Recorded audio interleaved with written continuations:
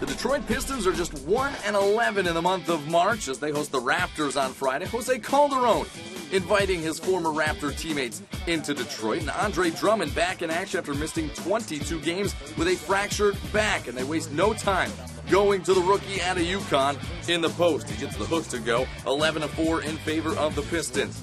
Jose Calderon, 8.7 assists against his former mates. Knocks down a 3-ball there off the feed from Greg Monroe.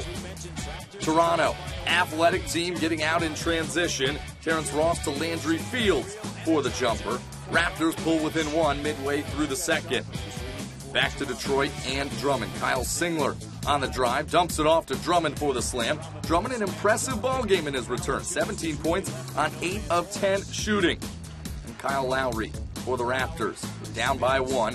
Finds Jonas Valanciunas. The 18-footer is good. He had a double-double with 14 points and 13 rebounds. Raptors on top by a point.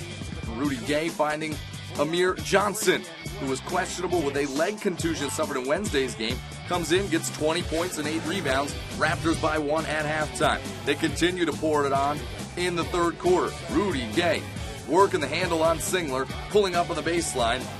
A 23-5 spurt for Toronto in the first 8 minutes of the second half. DeMar DeRozan with the slam.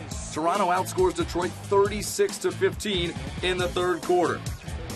Speaking of, Rudy Gay, a big part of that. He had 19 of his 21 points in the third. And he tied for team-high honors with DeRozan.